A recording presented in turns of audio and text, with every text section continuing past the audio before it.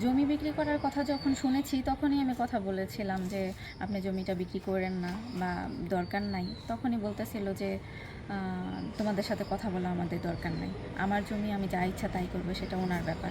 এখন যারা নিয়েছে তাদের সাথেও আমি কথা বলার চেষ্টা করছি, আতিকুর এবং হারুন। ওরা ডিরেক্ট বলতেছে যে ওরা হচ্ছে গিয়ে পুরো দলিল কিনছে, কোথায় কবর আছে, কোথায় কবর আছে, কোথায় রাস্তা আছে, ওটা ওনার দেখার বিষয় না।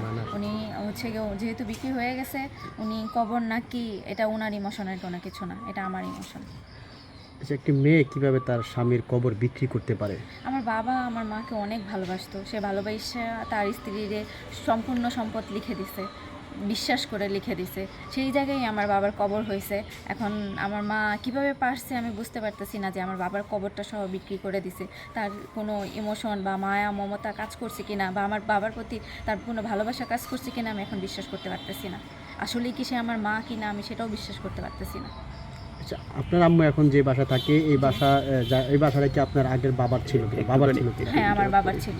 তাহলে আপনার বাবার জায়গায় উনি আরেকজনকে বিয়ে করে থাকতেছে। হ্যাঁ, মেয়েদের বিয়ে হইলে আমরা সবাই জানি যে মেয়েদের বিয়ে হলে স্বামীর বাড়ি যায়, কিন্তু এই ক্ষেত্রে হয়েছে উল্টা। আমার বাবার জায়গায় সে দ্বিতীয় স্বামী নিয়ে বসবাস করতেছে, এবং আমরা তার আগের ঘরের সন্তান।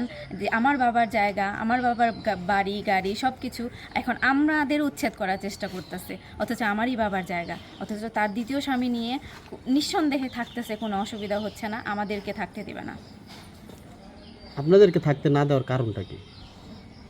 কারণ হচ্ছে এই জমি উনি বিক্রি করে দিছে, আর ওই বাড়িটা হচ্ছে গিয়ে আমার আর ছোটো বোনের নামে। আমার ছোটো বোন আর ভাই, ওদের আসলে গার্জেন নাই, আমারও গার্জেন নাই।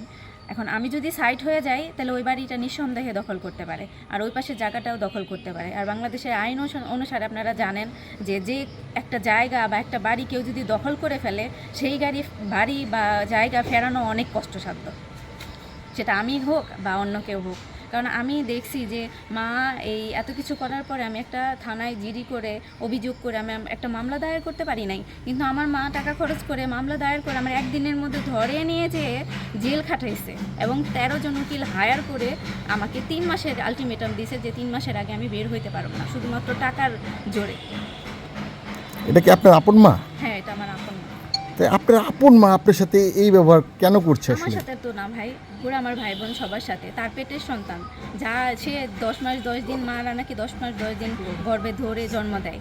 এখন বুঝতে পারতেছি না যে আসলেই সে আমাদেরকে জন্ম দিছে কিনা। যদি জন্ম দিয়ে থাকতো, মায়ের মমতা আসলে এমন হয় না।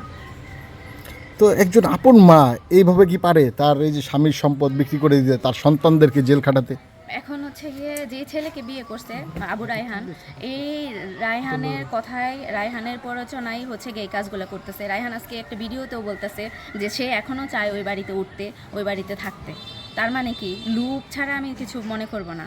আর এই আতিকুর আর হারুন তাকে ইন্ধন জগাইছে, ইন্ধন জগিয়ে তাকে মানে ব্রেন ওয়াশ করে এই জায়গাটা ওনার কাছ থেকে লিখে নিয়ে এখন এই যে আমাদেরকে উচ্ছেদ করার চেষ্টা করতেছে। আর তার সাথে জড়িত হচ্ছে আমার সাগর আলী, আমার নানা, এবং হচ্ছে রহিম পাটোয়ারি, আমার মামা। আপনার দাদা দাদিরা কোথায়? আমার দাদা দাদি নাই ভাই। আমার একটা চাচা আছে, যে চাচারও মামলা দিয়ে আটকে রাখছে, যে মামলা এইখানে আসতে পারতেছে না। আমার চাচাতো ভাইও আসতে পারতেছে না, এবং যে আমার গার্জেন, মেইন গার্জেন, আমার অভিভাবক, আমার হাজব্যান্ডকেও চাঁদাবাজির মামলা দিয়ে রাখছে।